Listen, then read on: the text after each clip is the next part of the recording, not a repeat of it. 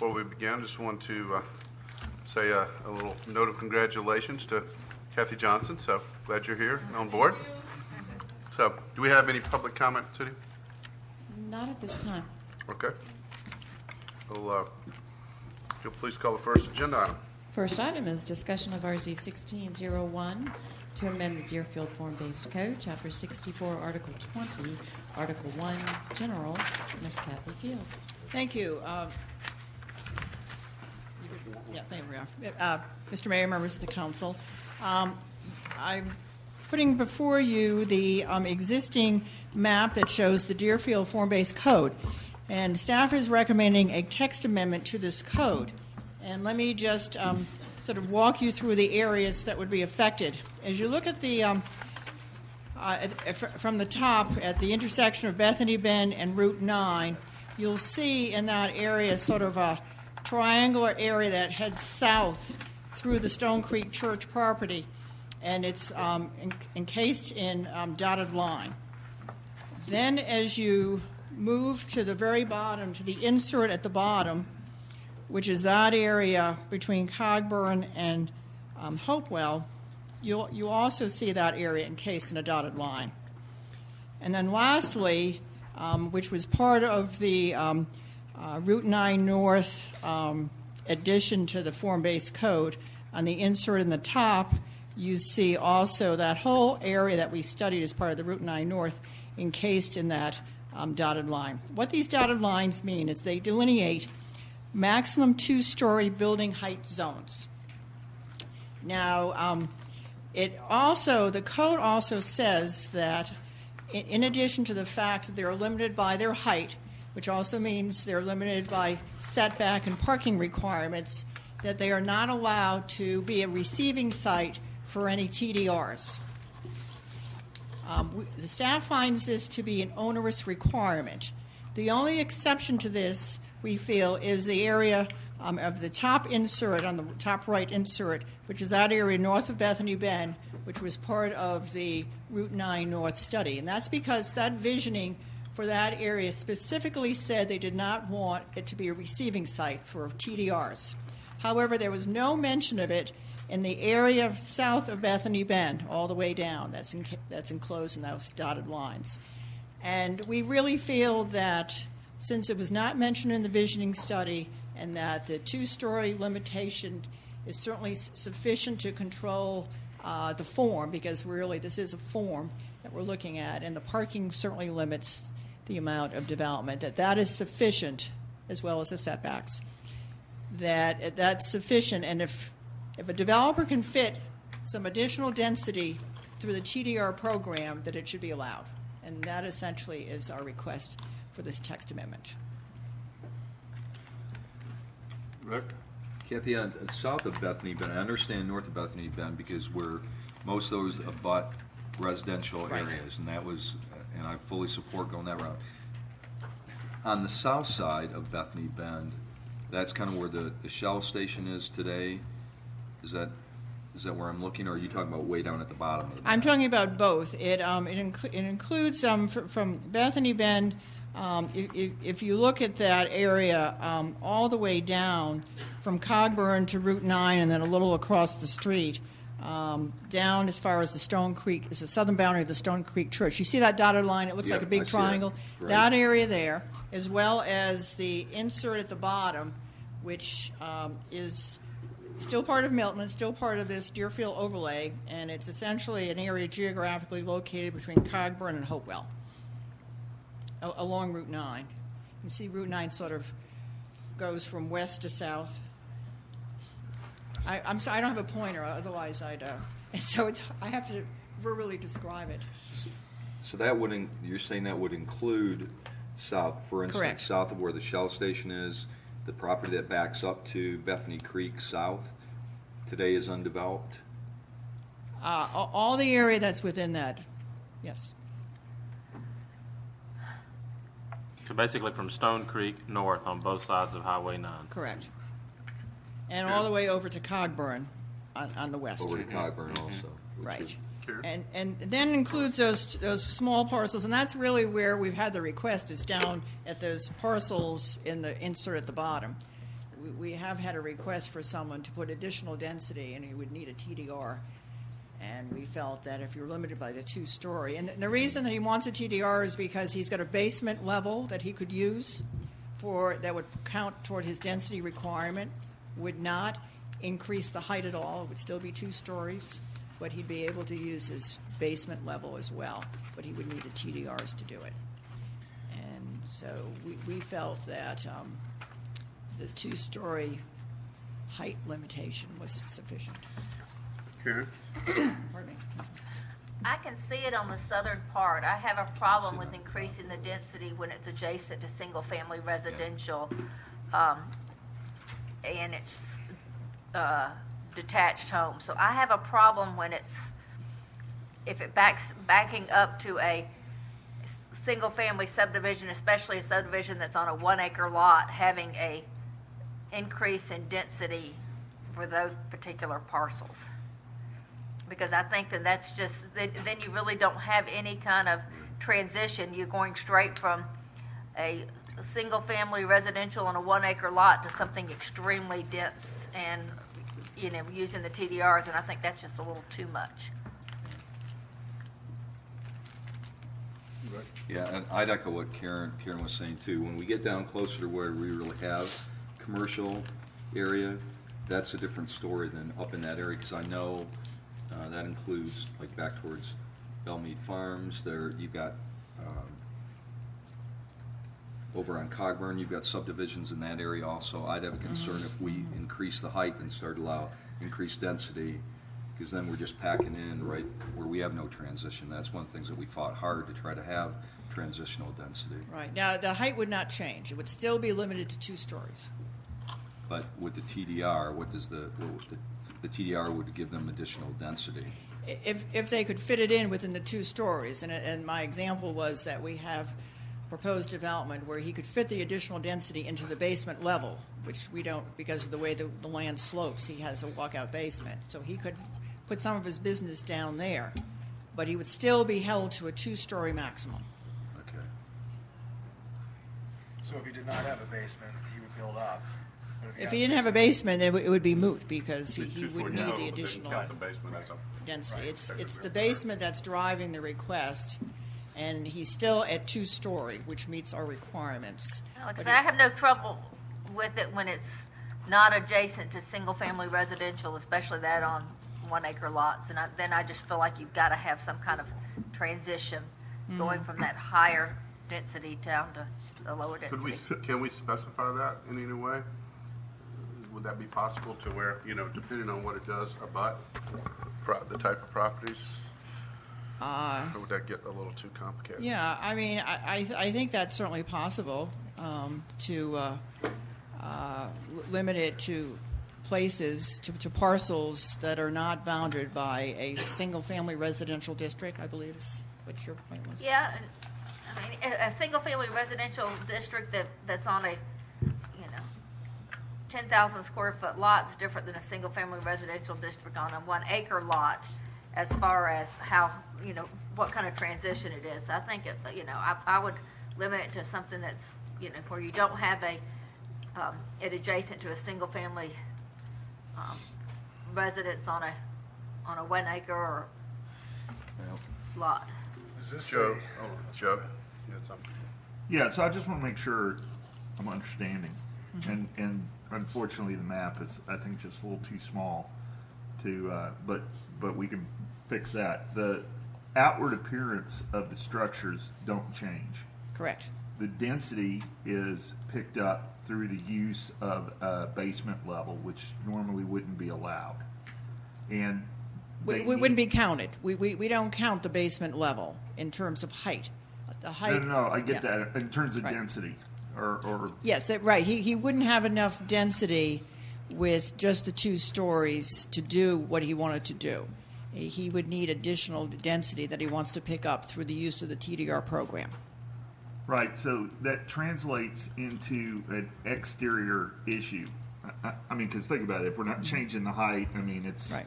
you can't tell outwardly that anything's changed, but Correct. you're going to know because of more parking spaces. You're going to know because of more traffic. You're going to know because of these other things. It could be 33% more density as far as Right. use. Yeah. That is correct. He would have to meet the parking requirements, but he would also have to meet the setbacks. So the form stays the same in essence, but there would be more parking spaces because you have added business. All right. So would trying to delineate, what the types of developments it borders, would that be a solution to the concerns, or does that get a little tough to do? I think it's certainly something that we could work with so that where it does not abut a 1 acre See, residential housing development, I think is what Karen's point was. And then Rick, and I guess that's where I'd want to look again. Let's look at all the subdivisions that are included in that. I may even go a little bit further than the 1 acre, because we may have some 1 acre subdivisions, but we may have single-family detached homes that aren't on an acre because of what was allowed before, that I would think they would be negatively impacted if we started to add more dense commercial right next to them. That's a concern I would have living in this area. I'd certainly be willing to go back and assess that situation to see if indeed what type of residential densities, different developments abut this area, and see if we couldn't come up with some language to respond to your concerns. and I think maybe with that information, that would help. Are we talking about 1 or 2, or are we talking about, several parcels that are impacted? Happy to do that. Okay, anybody else? Okay, Thank you very much. Thanks. all right, Sudie, if you'll please call the next item, agenda item. Next item is discussion of City of Milton amended budget fiscal year 2016. Ms. Stacy Ingles. Good evening.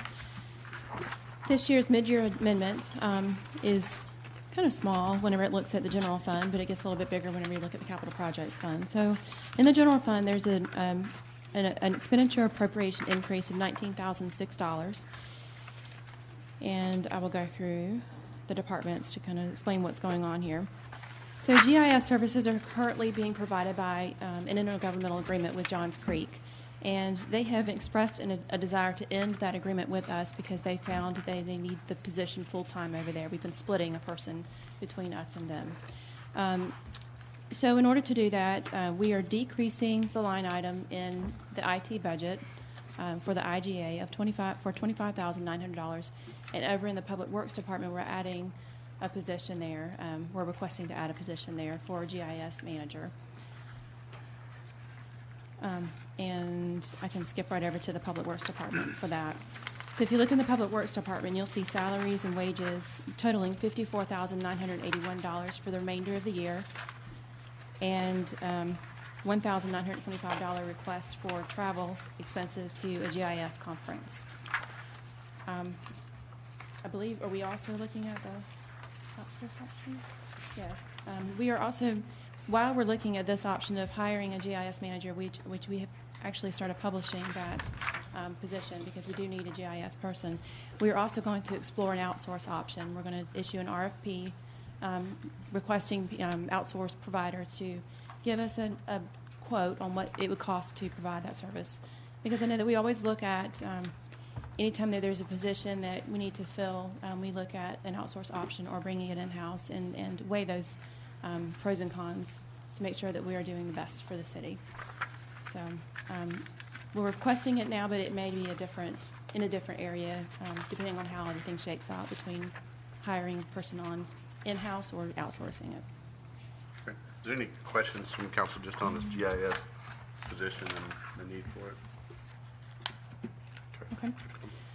In the municipal court fund, you'll see a decrease of $12,000. This is basically right-sizing the rent that we would have for the Alpharetta Court facility.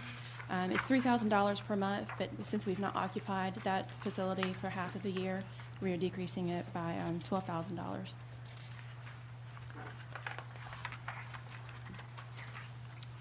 In other financing uses, I can go through those here, or I can go through those as I'm looking at the different funds. Basically, it's moving funds from from one fund to the other, it's not affecting the general fund.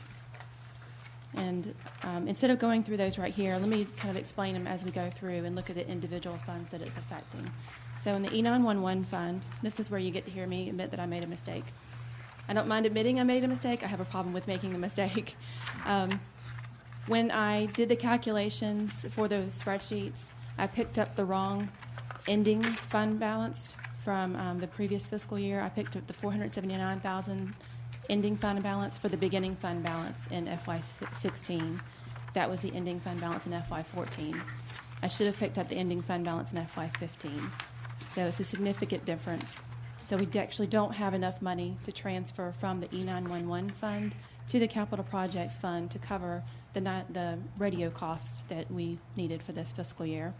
So I'm having to right-size that by decreasing the transfer out to capital projects fund by $256,374. We'll be able to send $43,626 over to the capital projects fund. We have enough money in the fund balance to do that. And the rest of the money will be made up as I go through the capital projects fund and explain how that's working out in the capital projects fund.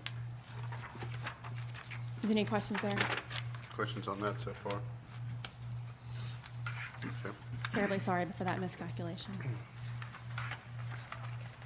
In the capital projects fund, there's a couple of things going on here. You'll notice in the revenues that there's an increase of $10,435,000 and some change. And that is bringing the City Hall project over from the revenue bond fund because that is not being funded by the revenue bond. It is being funded by cash. We have set enough money set aside to pay cash for the construction of City Hall. So I'm basically moving that into the right fund. It shouldn't be funded or it shouldn't be shown in the revenue bond fund. It should be in the capital projects fund. Does that make sense? Okay. Right. Okay. And also, and that's about $9,935,000 of that $10 million that's being transferred from the revenue bond fund. The other $500,000, let me say that right, hold on. $9,935,000 is coming from the revenue bond fund. $500,000 is coming from the capital projects grant fund. The intersection project at the Crabapple and Birmingham intersection is being funded more by GDOT than we anticipated. So $500,000, that was money that we would have to match for the grant or for the GDOT funding. We don't have to anymore because GDOT is now fully funding more of that than we needed. So $500,000 of that money is coming over into the capital projects fund to help offset the E911 mishap that I had, and then some other projects as I go through, and I'll explain what those are. Did that make any sense? Okay, good. So you see the City Hall project, $9,935,000. That's coming over. Court renovations, we're right-sizing that. We didn't need the full $100,000 that we requested. We only need $55,000 of that. And that may still be a little bit high, but as we go through, we'll right-size that at the end of the fiscal year. You'll see. Sure. Question on that cost for the court renovations. Has that been awarded yet or advertised yet, or what is the status of it? I believe we're procuring this off the state contract. We're handling that through the state contract with prime contractors. Okay. So, what's it? Say again. What's the timing then? They have the contracts right now. As soon as they execute them and get them back to us, we'll be able to go ahead and give them a notice to proceed on that. Okay. Right now, without hearing anything further from them, we're shooting for an April 1st completion date. So that will account for the $12,000 credit in that line. Correct. Thank Okay. You notice in the public works area, there's an increase of $64,000 to traffic calming, and this is to fund some traffic calming measures in the Crabapple area. And if you have any questions about that, Carter will be happy to explain. No questions? Okay. Moving on. In the Community Development Department, there's $80,000 that we have set aside for the Downtown Milton Master Plan. I know that we went to ARC to request funding for this, and there was enough of an interest by the council that we assumed. if we didn't get the funding from ARC, that we wanted to go ahead, this is a priority project, and we want to go ahead and move on with this project.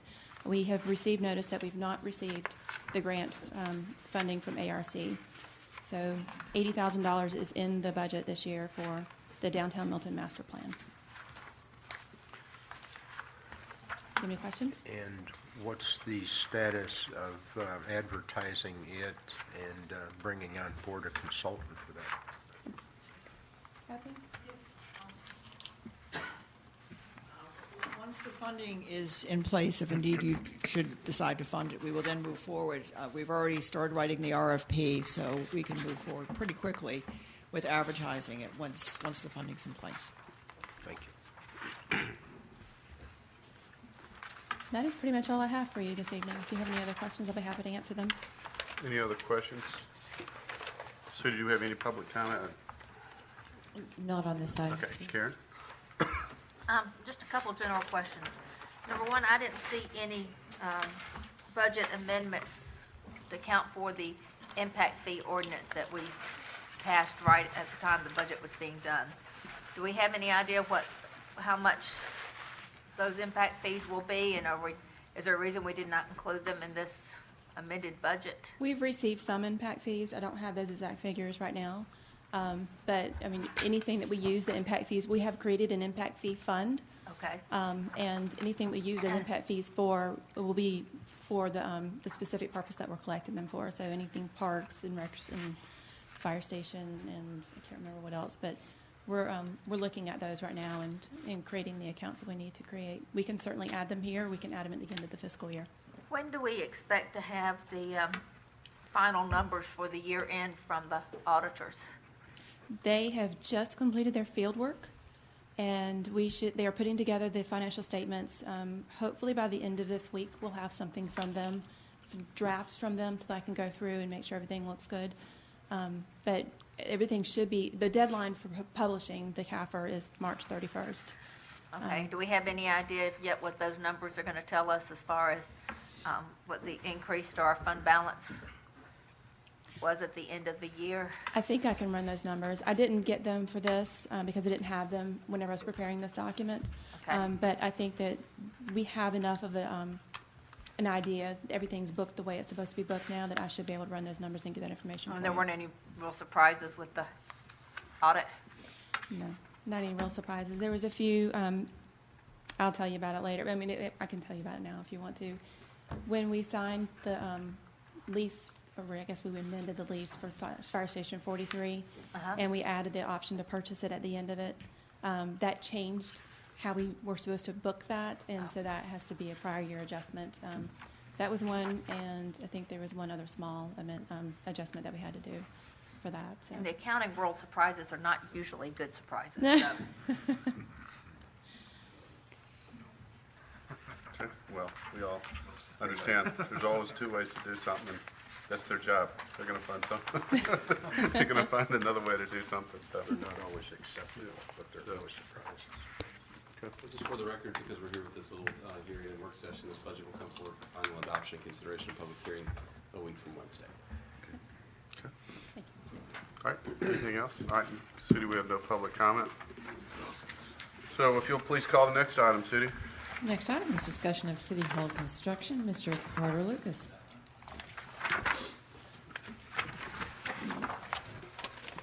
Good evening, Mayor and Council. Wow, I can really read that. See, you can't tell if I'm right or wrong. Is that deliberate? I thought it might be a little bit more legible than that, but So what he's about to say is if all those things happen, City Hall gets built. For the majority of folks, they just want to look over at the far right and see what that date is. A few dependencies. this is a condensed schedule. But as you know, last week we approved the main CM contract for the construction of City Hall, as well as CCO1 to go ahead and get a number of the earthwork components underway. With this schedule, we wanted to kind of go through tonight and just highlight a few things to let you know what's going to be happening over the next year and when, in case you wanted to come out and check it out. But we have our conform drawings in now. We are working on the final pricing package for that. And so our final GMP, we're anticipating bringing forward to council at the March 21st council meeting. We're working towards maintaining the budget. Kathy and Bob are working really hard to keep it within the stated cost limitation of just over $9.8 million. That was in the original GMP contract, or CM contract that we approved last week, and have no reason to believe at this point that they won't be able to do that. So we'll see that at the end of March. We have the final contracts in executed by the contractor. We came in Friday. They will be up at legal here over the next couple of days just to make sure everything's good. So we should be executing all those final contracts that were approved last week this week, and go ahead and get a notice to proceed to the contractor to begin his site work. The site work is anticipated to begin probably next week. You'll start seeing silt fence and erosion control going in. We'll begin fill on the site and look to finish that the beginning of March. So not too long on that. So the site's going to be broken up into two pieces. So you've got the building, the portion of the pad where the building is, and then the portion of the site where the underground detention will be located. So they'll be moving back and forth on that. One interesting component, well, it's interesting to me, towards the end of March, as we begin to finish that site work where the building pad is going to be, we'll be working on an aggregate pier system for the foundation. So that'll be going in. The underground detention system will be going in about that same time too, so there'll be a lot of site work going on if you're interested in seeing any of that. The underground detention system will be going out until the middle of May.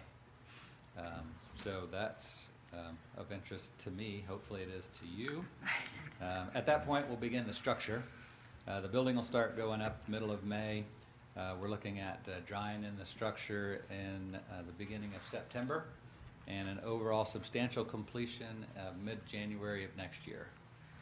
Final completion will be 30 days after that, and then we'll start moving furniture in, and that should put us in the building end of March, beginning of April of next year. Ready to go. Okay. So, if you have any questions, please let me know. If you ever want to come out to see the site, let me know. I'd be glad to let everybody take a look at it as it goes up. It's going to be a great looking building, great facility. We're excited to get it going. Okay. Anybody questions? Bill? The 9.8 is the hard cost, construction cost. Correct. Okay, what are the soft costs and the FF&E? I don't have the soft costs off the top of my head. FF&E budget, I think in that contract we approved with Office Images, that contract was $350. They'll be doing an evaluation of all of our furniture here too, to see what we can take over with us and what fits and what doesn't fit. So we'll be starting that process shortly too. Okay. Right. Does 9.8 million, does that also include like all the exterior landscaping and stuff? Is that included in that, or is that additional? The landscaping Fine. is part of that number. Okay. Okay. Sounds good, Carter. Thank you. Thank you. All right, Sudie, if you'll please call our next item.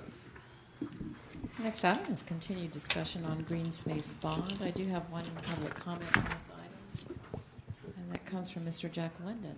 Okay.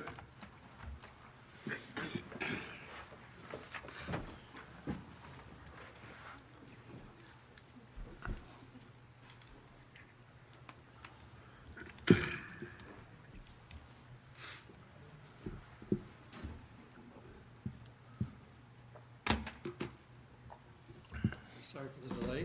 I forgot my copy of the conservation plan out in the car.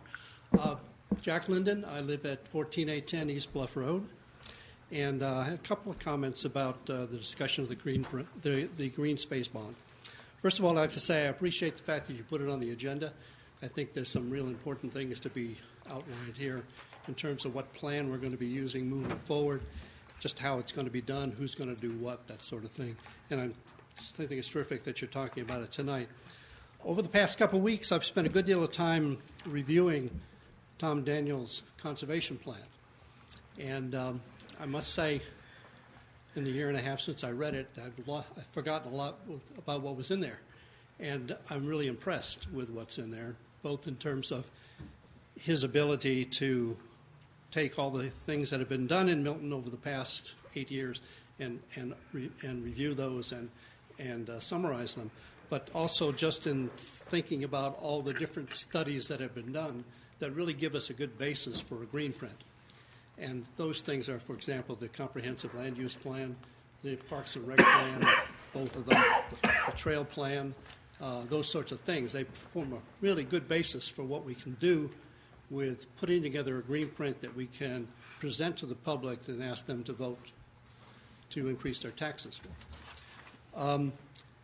In the process of reading this, I had some questions about it, so I made the presumption I could give Professor Daniels a call, and I did that, and he was gracious enough to take my call and talk to me. And what I asked him when we finished the conversation, after I had answered the specific questions, he answered the specific questions. I said to him, what do you think we need to do to finalize a green print? I mean, he has talked about this as being a green print, and by and large, it is a green print. It contains all of the information we need for a green print. So I asked him, is there anything else we need to do to put together a green print, to put together, to give to the public? And he said 3 things. First one he said was, you need to figure out a way to evaluate property. And this is one we've talked about already. So that's good. The next one he said about that I hadn't thought about was you need to get some information about how to actually use the money.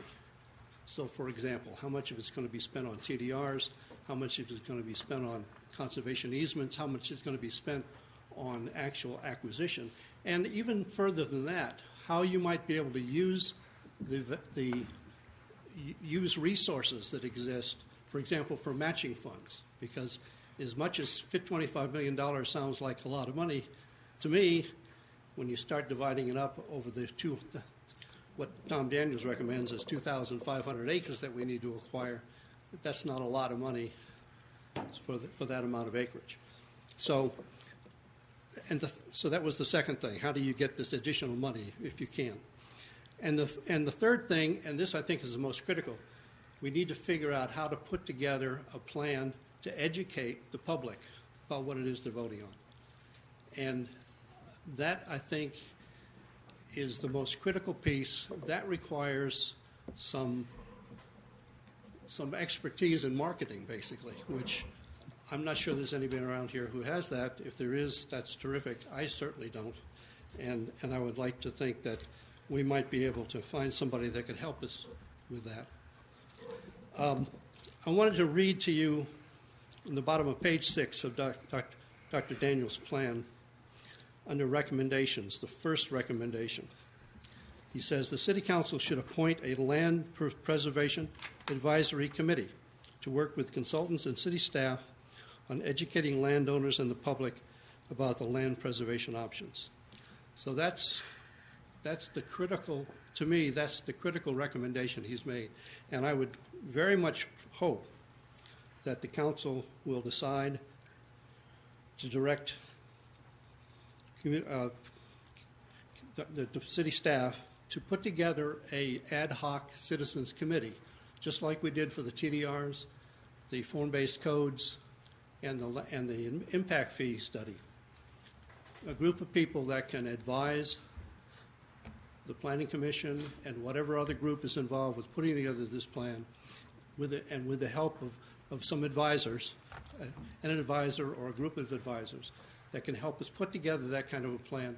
Because I think if we don't put together a good plan that we can present to the public, it's going to be hard to get people to vote for it. Thank you.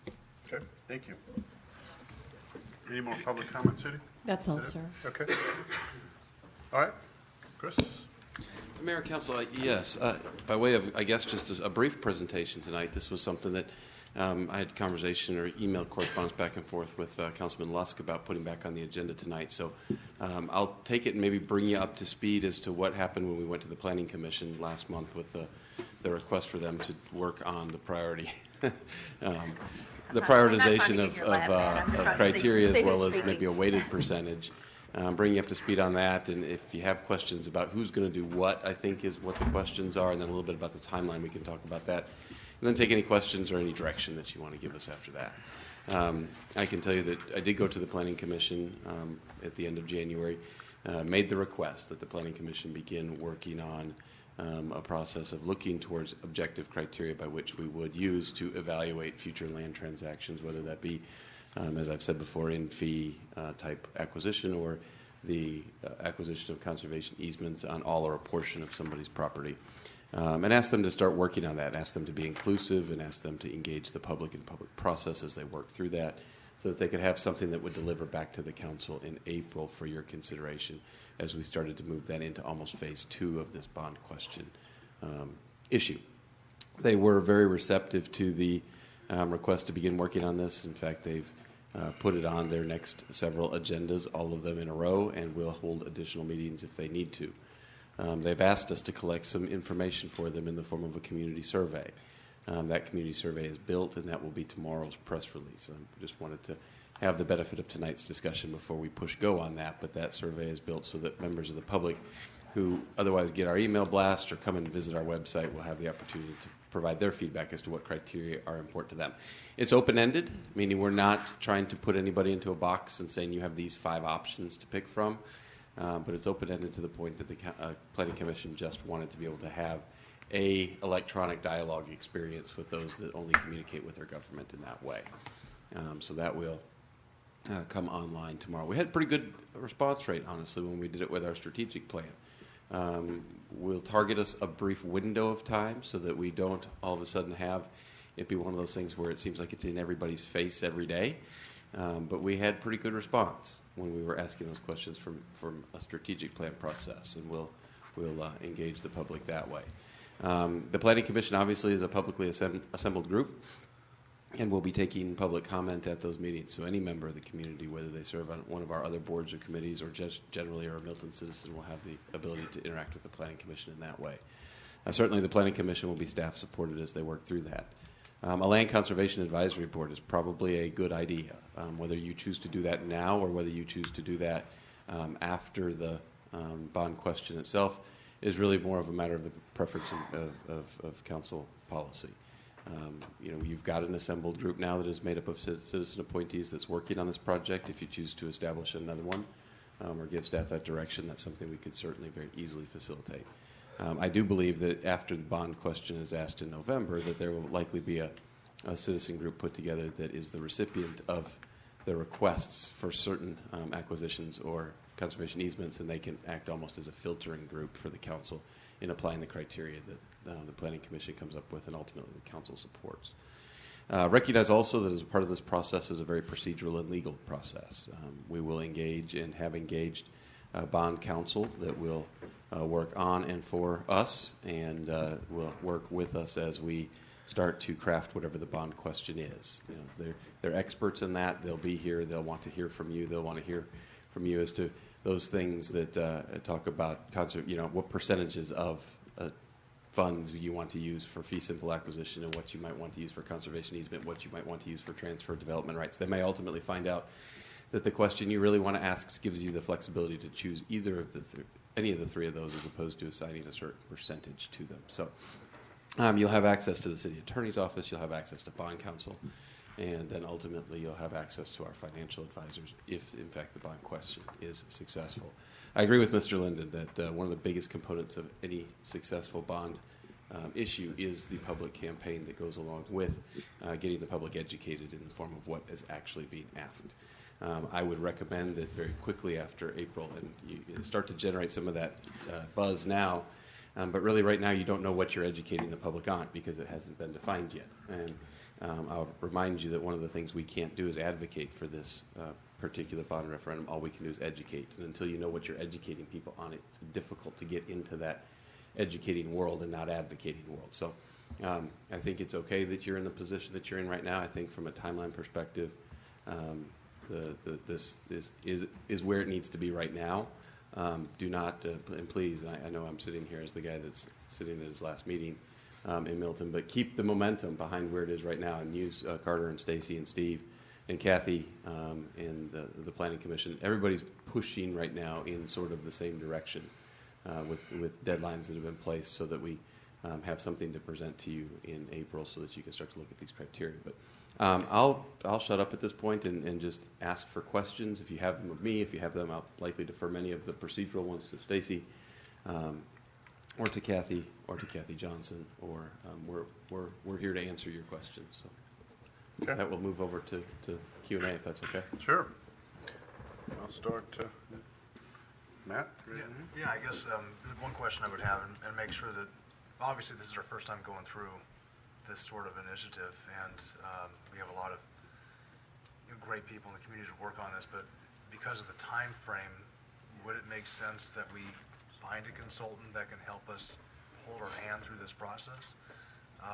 Just wondering, because maybe I don't want us to reinvent the wheel because we're kind of new at this, and just thinking maybe from a efficiency standpoint, it might help rather than worry about some arguments that we might have. And I'm not sure if I just see that we could have some discussions that may take us longer trying to figure some out the first time rather than have a consultant that might be able to point us. This is what happened if you did this versus this is what happened if you can do the other, and that might help make some decisions efficient for our planning commission, et cetera. So I don't know if we've considered that. I just want to ask the question. We've certainly talked about what players we need at the table, and kind of the consultants that have come to the table with this thus far have come in the form of financial advisors and bond counsel. I'll need to look if that's something the council would like to explore to find out. If we were here talking about building a park, I could tell you the 10 consultants that would likely be in that world that would show us what that architecture looks like. I'll need to confirm with Larry and probably even Ken with his experience of doing these types of bonds in Forsyth County as to what that consulting world even looks like. And figure out what might make sense. I would agree. It'd be nice to know what options we have over there. So if staff could bring that back to us. Is everybody okay with that? Yeah. Okay. All right, Bill? Well, more along the same lines, I guess. I'm interested who from the city, I recognize Ms. Johnson out here, came on board this week.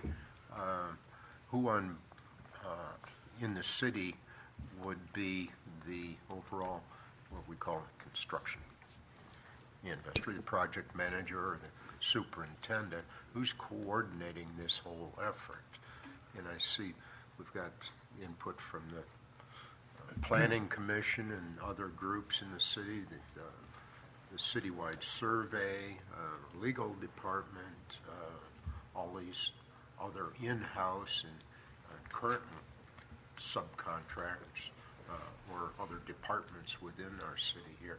But who's controlling or coordinating this whole effort?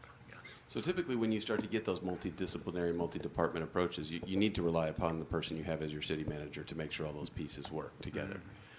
Because it's going to touch, I could list a handful of names of people this process has already touched. It is great to have Kathy on board, and I think that that's going to be very helpful because she can spend the time in the details of it. But as far as from a coordinating perspective, I would think that this would be something that you should want out of your city manager's office. So it's easy access to bond counsel, and it's easy access to community development, and it's easy access to planning staff, and it's easy access because you've got that person that can kind of influence to some degree all of those departments. So that would be my recommendation. I don't, but you can certainly choose to have a different project manager if you'd like. Sure. Well, in that same conversation then, I guess, are we identifying clear and definite instructions or charges to these different departments, the Planning Commission, for example? Have we given them clear and definite instructions on what they're supposed to accomplish? And do they really have the time to bring it together between now and the first part of April? We'll be here in March before we know it. And we're only looking at 2 more meetings in the Planning Commission. Maybe a two-part answer to your two-part question there is I guess it would be open for interpretation as to whether or not clear direction was given. I'd welcome all of you to watch the meeting itself from the last week of January because I was there and did it in person. So If you watch it, I believe it was clear direction because I didn't have any additional questions, and I had received the charge, which was to be able to prepare weighted priority criteria to the council of those criteria which are appropriate for future land preservation in Milton. And they all understood that charge. I can tell you how they responded to me from their availability of time, and it's a very talented group of 7 individuals, and they said they do have time. It is that important for Milton. They will find the time, and they will meet the deadline of bringing something back to you. So I don't have any reason at this point to believe, having spoken to several of them individually, that there would be a problem meeting the deadline. I would maybe, and if Noel Carberhep's be in the audience, I don't know if you want to, give us your take. And I would agree with Chris. I've talked to a couple, 3, members, and they seem, ready to move forward and have direction. But Noel, I don't know if you have any comments from the Planning Commission side, what your thoughts are while you're here. Just state your name and address for the record, please. Thank you, sir. I'm Noel Carpenter. I live at 15230 High Grove Road in Milton, on the Planning Commission. I think right now we're completely open on this. We've asked to see, get another look at the green space plan that was there. We're also looking at the trails plan and the other areas, and then in conjunction with that, we're currently looking at everything related to the view shed itself. So to us, all of these things seem quite naturally to fit together. And at some point, we, the city, the citizens, are going to have to prioritize exactly what the priorities are. Because I'm certain that no matter what we come up with, it won't be enough to do everything everybody wants to do. And so I guess once we look at that from the big picture, and then literally we're just going to have to go, okay, this part's doable, or this part may not be right now, and someone, probably you, are going to have to be the guy that says, hey, these are our limitations. It's just not reasonable to be able to do everything. So, but we're looking at it broadly, and I think we're going to be with the tools we already have. I think we're going to be able to zone in on, what we think our priorities would be. Okay. Just general right now. Okay. Thank you, Joe. Yeah. So, Chris, getting back to the question that, did you have one? Go ahead, we'll let you ask it in a minute.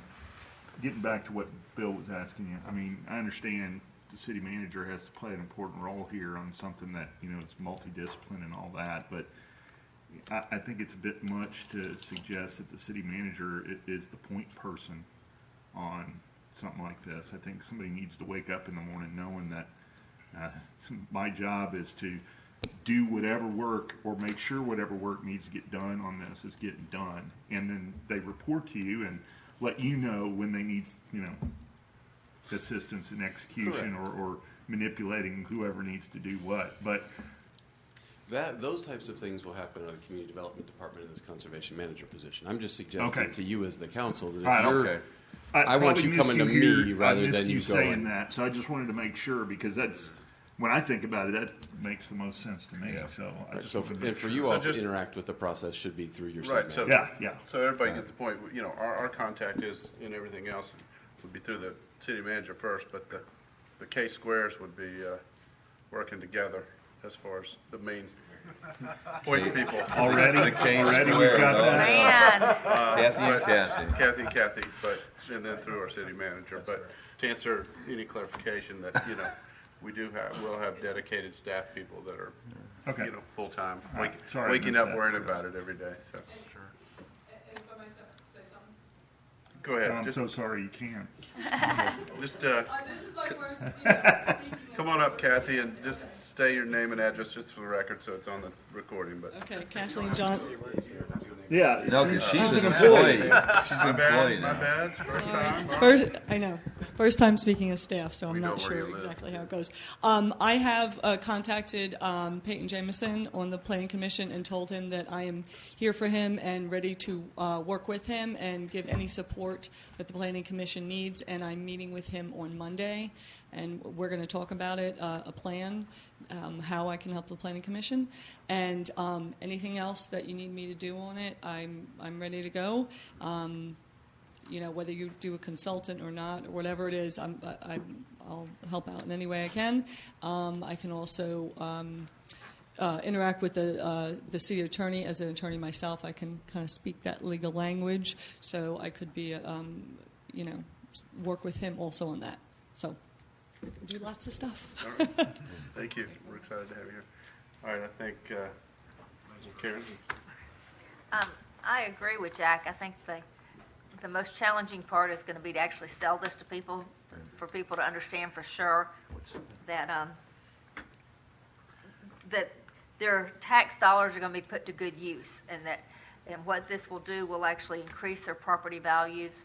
I don't think it's any secret that we have a lot of people in Milton that are very passionate about land conservation issues, and to be able to get them to all on board to agree that this is the best way to do it without maybe having all these specific pieces in place, because I think we got to leave us some flexibility and get the outside public to be our salespeople, since we can, as a city, be the salespeople for it. It's going to be our most challenging thing, and we got to get to that point that we can turn the sales part over to other outside groups, and hope that they can all come together and realize that this will be what's best for all of us in Milton. Yep. Matt? And that was kind of my question as well, but, and Jack, you had mentioned a citizens committee, and I'm trying to understand if we had a dynamic of putting it together, and this is my question for you, Noel, also, if a citizens committee were formed, would they get in your way, help you with the information, or would they be a help, in your mind? Go ahead. I think they would not get in our way, and I think Jack will tell you, and Kathy as well, is we on the Planning Commission has always worked really hard to reach out to all the groups. And so whenever we have anything of any relative importance, I've bounced a lot of stuff off Jack. I'll try to run into him. I'll get with the other people who are showing up at the meetings and reach out to them and try to feel where they're going with it. So by all means, engage the public and form a committee however you guys see fit, because it won't harm us at all. Okay. Yeah, and I think, you know, in fact, I think Peyton's meeting with Jack the first of the week or whatever, and, you know, so they've definitely reached out to Good. community members to do So then the citizens committee would have then two fronts. One is helping the planning commission with the institution of this, but then on the sales side, that's going to be We got to huge. have them on the sales side. So, and that's extremely important on that end. So, You know, to that point, I may, you know, and maybe you can dig in, Chris, because, you know, we only got one shot at this. Yeah. And so we, through our people and consultants, need to come up with the plan. But again, we can't go out and sell that. We can only give the information. So I would like to have some more information on what the best, you know, we've only got one shot to sell it too, on what the best scenario to do that is. Right. You know, maybe it's an outside consultant or whatever, you know. I'm not saying citizen committee couldn't do it, but, you know, there may be some more professional work on avenues there that may need to work on. So I'd like to just get some more information as we move along on what most, you know, what other successful campaigns have used. And just education for everybody is if the city can't sell it, who is the city? Is the city us or the planning commission or this committee or whatever like that, just so we're not, you know, Yeah, does it need to be a poisoning the well. total outside? We can rely upon our city attorney's office for that answer. We've received, so if you go back in your emails and we can resend it, we've got kind of a frequently asked questions sheet that says what you can and what you can't do. And it happens to be right here. And do's and don'ts of supporting a referendum by elected officials and employees, we'll PDF this and send it out to you either tonight. Yeah, and then, you know, if it's employees and elected officials, does that not, what about appointed boards and stuff like that? You know, if My they need to brain have that? started to ask that question that I just hadn't verbalized it, that if we create the committee, do they become a by proxy extension of? the city itself. So I want to look into that before I sit and look at you with a straight face and say, no, I think that's the people that can do the marketing. I don't know yet that that's the group that can. That's why I said, you know, Right. you guys can dig into that to see, and city attorney's office can probably give us some examples of what, again, other successful things that folks have done. Bill? Just a question, Chris, the bond council, what is the composition of that, and what is their role going to be? That's the bond lawyer. I use the term counsel as an SEL. Oh, Counsel. counsel, Yes. okay, got it, okay. So don't say, because I was thinking, bond council, who are we? I know, it gets, you think we're establishing another, Okay. yeah, no, so that would be Murray Barnes, Finster LLP. Got it, so the They people that work would with- actually help write what would go on the referendum and Correct. legally, how'd you do it? Got The it. bond lawyers that get us Okay. procedurally through the Yeah, process. it was kind of piquing my interest. I said, who's this council that we're bringing in? Okay, Bill? Yeah, just to reiterate, I guess, or make clear where I was coming from when I started asking you these questions and tried to get this on the agenda here. I'm glad we did. I think it's been productive discussion. But coming from the industry that I come from, and Joe and Bert and Rick and Noel, and by proxy, even Karen, always look for somebody in charge Project manager. of the whole project, and you're looking at the schedule. And in a typical construction project, or most of them, you're dealing with a deadline, but you also allowed time extensions for unusual conditions like weather or anything else. In this project here, we have non-movable deadlines that we're going to have to achieve, and we're not going to get time extensions. They're not going to move election day, certainly in November, at least. I don't think. But those were my major concerns about this, but I'm glad to have this discussion. I think we brought up some more questions here that hadn't come up previously, so. We'll get back to you on a couple of open. Why don't I suggest, Chris, maybe, and you know, if you want to go through to Kathy Fields, and then also working with Kathy and other staff. Obviously, this is your last meeting, but we can fill Steve in on it. But maybe if you guys wouldn't mind doing a flow chart and just a direction, and that everybody can look at to Sure, we can see all the pieces, and you know who's in charge and where the pieces fall. Job description. So, okay. Is that good, everybody on that? Scope Yep. of work. Okay, Rick?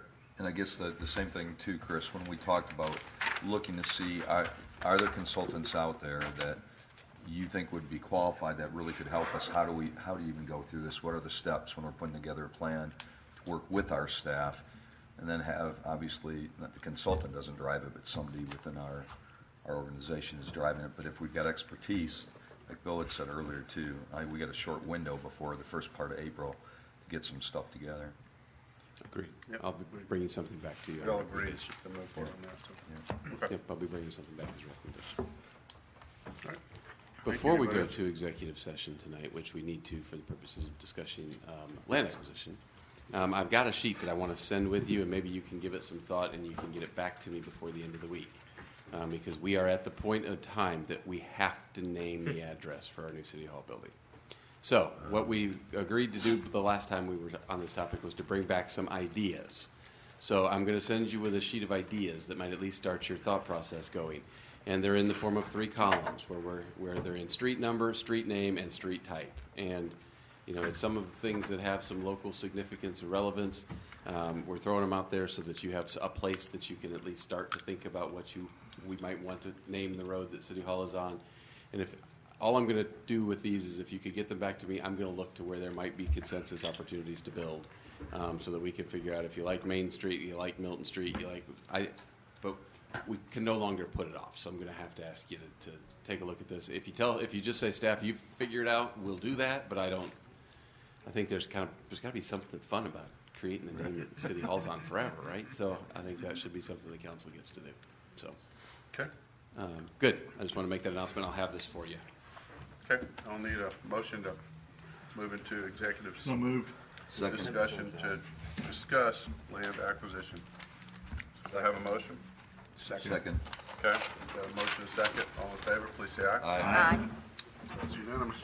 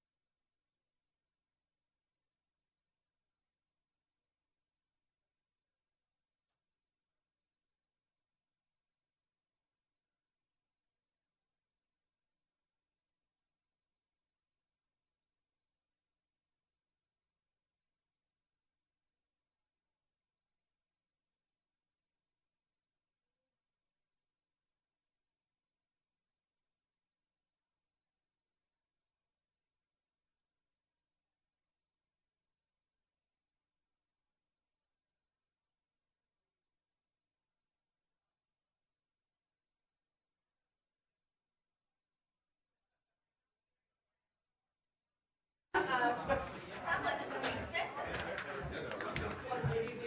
$4, you're just now getting into it. Well, do I have a motion to reconvene? So moved. Second. A motion second. All in favor, please say aye. Aye. That passes unanimous. Okay, anything else, Chris? A little bittersweet work session tonight? Matt's already gone outside the lines on me. It's 3 days, so. Yeah, can we do, yeah, it says circle one, can we add? Yes, feel free to add. I have an example of what that looks like. There you go. Yeah, all this was intended to do is so that you weren't starting with just a blank piece. So what's John Ross? What's the significance of John Ross? Kathy, what was the significance of John Ross? You know what? How that Unless he was someone in the area, I think he was an old landholder, because we actually talked to Scott Reese, who does a lot of the old deeds, and we were trying to get some ideas, and I think he was he was a landowner way back when. I think if Councilmember Hewitt has to ask that question and we're not real sure, I don't know how. If we have every citizen in Milton ask us, what does that mean? Why is it named that? Just a couple of other points. We do have some residents who exist on that street already, and their numbers go up to 680, I believe. So we can't do like number one or something along those lines, because we've got to be beyond 680. All right, so that's another point to keep in mind. It's on the it's on the even side of the road, isn't it? On the north side. So the thing that I'm going to, and part of this was a little self-serving as well, is because I wanted to get a sense as to how many of you responded that Main Street was your desire. And because there's a substantial amount of work that we'll have to do to figure out if we can even do Main Street because of Main Street in Minnesota. That's what I was going to ask, or Milton Avenue public or safety something like that. perspective. So if you overwhelmingly tell me that Main Street's what we really want, because we want one of those in Milton, then we'll just do the work that's necessary to make sure we can do it. But if there's another Main Street 3004, from a emergency response and postal perspective, it gets very, very difficult. Is that 3 or 9 or 4? It's 3009 there, but that's still be. So I just bring that up. So if I get that overwhelming response, we'll do the work that's necessary. Probably Can not you a do something double brick derivative of parkway. Milton? I mean, I know we've got Milton Avenue and Alpharetta, but Milton Place or Milton, I think would that mess it up? We could call it not the Alpharetta Main Street. Right. What about New Milton Parkway? Yeah, I've always known Got you that like form ready. Chris, Okay. what was the significance of Palomino? The horse. They just put a horse name on the Horse list. name on Yeah. there? Okay, so the same thing. Okay. Okay, Thank you. Called Appaloosa Avenue. thank you, Chris. I love that. I grew up with that. Clydesdale Court. Probably heard of that. All right, we're adjourned.